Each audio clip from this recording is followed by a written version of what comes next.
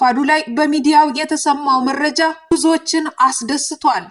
ለወራት ሚዲያውን ስታሸብር የቆየችው ሄለን ሾ ወይም ሄለን ደሳለኝ የተባለችው ሴት በመጨረሻም በወርቁ አይተነው ክስ ተመስርቶባት ክሱም ተቀባይነት አግኝቶ ፖሊሶች እርምጃ ሊወስዱባት ወደ ቤቷ እያቀኑ እንደነበረ ማህበራዊ ትስስሩ ከተላለፈ በኋላ ብዙዎቻችን ከፍተኛ ደስታ ውስጥ ገብተን ነበር። ታዲያ በዚህ ሰዓት ደግሞ ከኖርዌይ የተሰማው መረጃ ይበልጥ እጅግ የሚያስደስት ነው ተብሏል። ጀግና ወርቁ አይተነው ቤተሰቡ ክብርና ማንነቱ ሲነካ እንደ ሌሎች የሚዲያ ሰዎች ወይም ታዋቂ ሰዎች ዝም አላላትም። ወደ ኖርዌይ በማቅናት በቀጥታ በአካል ወደ ኖርዌይ በመሄድ በሄለን ላይ ክስ በመመስረት ሳምንት በኖርዌይ በመቀመጥ ፖሊስ ጣቢያ በመመላለስ እዚህ ደረጃ ድረስ በመሄድ ጉድ ሰርቷታል። 500,000 ብር በላይ የኢትዮጵያ ገንዘብ ደግሞ ወደ 22,000 የኖርዌይ ገንዘብ እንድትቀጣ ያደረጋት ሲሆን ሄለን ለወርቁ አይተነው የኢትዮጵያ 500,000 ብር ልትሰጥ እንደሆነ ነው የተሰማው። ሄለን በሚዲያ አተርፋለሁ ብላ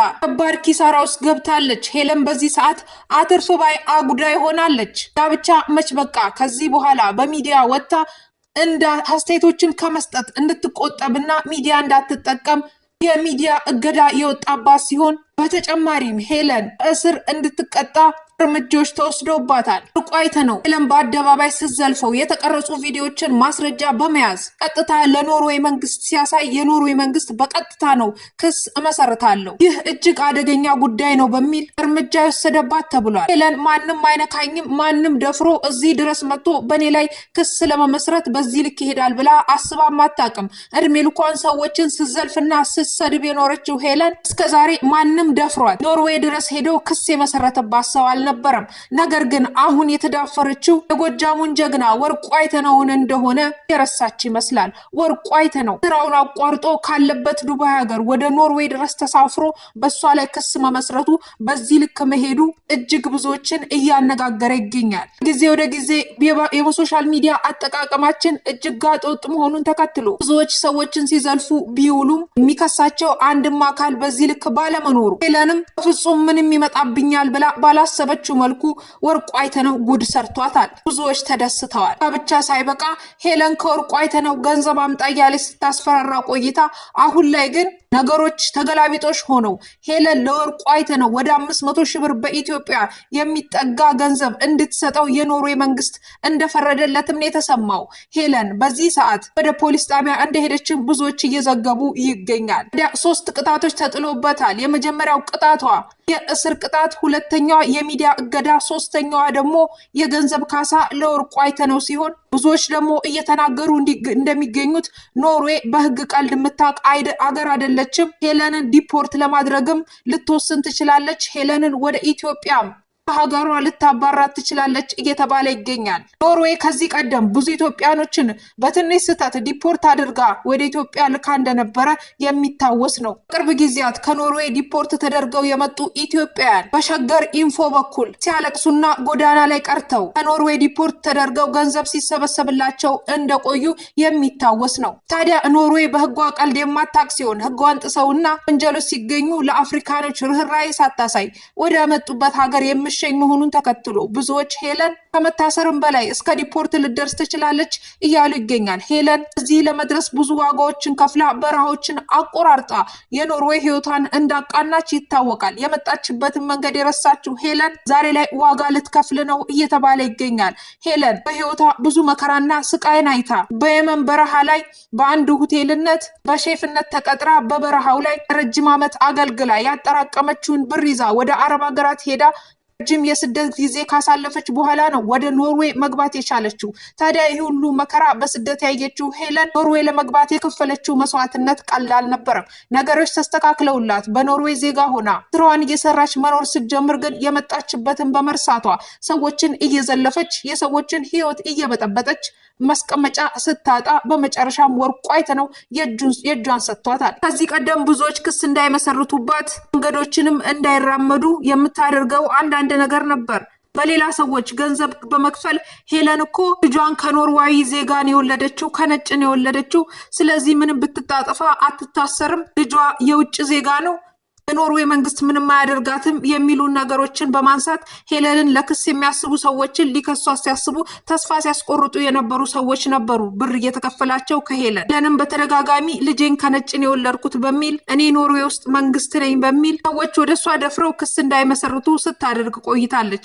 በመጨረሻም ግን ጀግናው ወርቁ አይተነው ጉድ ሰርቷታል። የኖርዌይ ህግ እጅግ ጥብቅ ነው። ከቀናት በፊት እንኳን ኢሳያስ አፈወርቂ ደጋፊ ናቸው ብለው ያሰባቸውን ኤርትራዎች ባዛቸውን ሸክፎና ቦርሳቸውን ሰጥተው ወደ ኤርትራ ነድቶ እንደሸኛቸው የሚታወስ ነው። እነዚህ ኤርትራውያኖች በኖርዌይ ጥገኝነት ሲጠይቁ ኢሳያስ አፈወርቂ በድሎናል፣ ኤርትራ መኖር አልቻልንም፣ ኖርዌይ ጥገኝነት ተቀበይን በሚል አድኝን በሚል ኖርዌይ ከገቡ በኋላ ህይወት ሲቃናላቸው ኑሯቸው ሲስተካከል የኢሳያስ አፈወርቂ ደጋፊ ነን እያሉ በሚዲያ ሲወጡ የተመለከተችው ኖርዌይ ወደ ሀገሬ ስትገቡ እኮ የኢሳያስ ተበዳዮች ነን፣ ኢሳያስ በድሎናል አድኝን ብላ ወደ ሀገሬ ከገባችሁ በኋላ ዛሬ ላይ ኢሳያስ አፈወርቂ ፕሮፓጋንዳ ደጋፊዎች ሆናችሁ ተገኝታችኋል በሚል በቅርብ ቀናት ወደ መጡበት ሀገራቸው ኤርትራ እንዳሰናበተቻቸው የሚታወስ ነው። በአውሮፓ ከፍተኛ እጅግ አደገኛ ጥብቅ ህግ ያላት ጓንጥ ሰዎች ከተገኙ ምህረት የሌላት ሀገር ኖርዌይ ለሄለንስ ትራራለች ወይ የሚለው እጅግ መነጋገሪያ ሆኗል። ኖርዌይ ለሄለንም ላራራላት ትችላለች፣ ሄለን ጓዟን ሸክፋ ወደ ሀገሯ ልትልካት ትችላለች እየተባለ ይገኛል።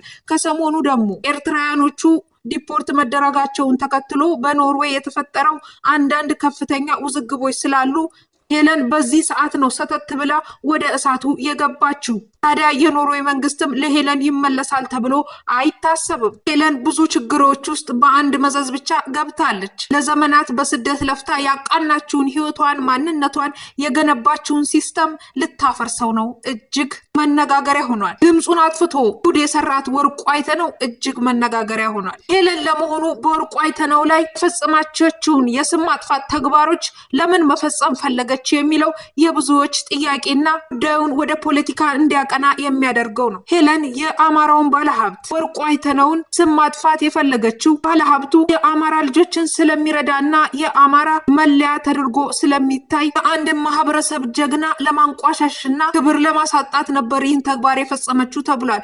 ይህም ደግሞ ከጀርባዋ ተልዕኮ አላት። ይህን እንድታደርግ የሚያግዛት ሰው መረጃ የሚሰጣት ያልሆነውንም የሆነውን የሚያደበላልቅላት ሰው አለ። ሄለን በድፍረት ሚዲያው ላይ እንዲህ አትሆንም፣ ከጀርባዋ ሰው አለ ከኢትዮጵያ በተለይ ይባላል። እሷም በአንድ ወቅት ወንድሞቼ ሁላ ባለስልጣን ናቸው፣ ከጀርባዬ ብዙ ሰው አለ ብላ የተናገረችው የሚታወስ ነው። ሄለን በላዩ ላይ የምትናገራቸው እያንዳንዱ ንግግሮች ተቀርተው የማይረሱ ሆነው የሚቀመጡ መሆኑን ተከትሎ እያንዳንዶቹ ጉዳዮቿ በፋይል ተይዞባት ስላለ ያወራቻቸው እያንዳንዶቹ መረጃዎች በፋይል ይገኛሉ። ይህን ተከትሎም ሄለን በአንድ ወቅት ከጀርባዬ ሰው አለም ብላ ተናግራለች። የማታመጡም ስትልም ደንፍታ ስትናገር ተሰምቷል። ብዙዎች ከጀርባዋ ሰው አለ ብለው ያምናሉ። እንዲሁም ወርቁ አይተነውን በዚህ ልክ አዋርዳ ያጠቃችው ተልዕኮና ዓላማ ተሰጥቷት ነው ይላሉ። ወርቁ አይተነውን በሽታ አለብህ ከማለት እስከ ሴቶችን አሰቃያለህ፣ ህፃናት ሴቶችን አባልጋለህ የሚል የስም ማጥፋት ዘመቻ አድርሳበታለች። በአማራ ህዝብ ዘንድ እጅግ ተወዳጅ የሆነው ብሎም በኢትዮጵያ ህዝብ እጅግ ተወዳጅ የሆነው ባለሀብት ስለ ልቦናውንና የማህበረሰቡንም ክብር ለመንካት ለማዋረድ ያደረገችው ሙከራ በመጨረሻም ዋጋ አስከፍሏታል። የጀግናው ልጅ የጎጃሙ ፈርጥ ወርቁ አይተነው ድምፁን አጥፍቶ ኖርዌይ 1 ሳምንት ተቀምጦ በመጨረሻም ሄለንን ጉድ ሰርቷታል። በቀጣይ ሰዓታት የሚወጣው መረጃ እጅግ የሚጠበቅ ይሆናል። አድማጮቻችን ለአሁን ይዤላችሁ የመጣሁት መረጃ ይህን ይመስላል። በቀጣይ ሰዓታት የሚወጡትን ከዚህ ጋር የተያዙ መረጃዎችን በፍጥነት ወደ እናንተ የማደርሰው የዕለቱ አንገብጋቢ ጉዳይ ነው። እስከዛው ቸር ቆዩ። ለቻናላችን አዲስ ከሆኑ ሰብስክራይብ ያድርጉ። በቪዲዮ ከተደሰቱ ላይክ ያድርጉ። ለብዙዎች ተደራሽ ይሆንልናልና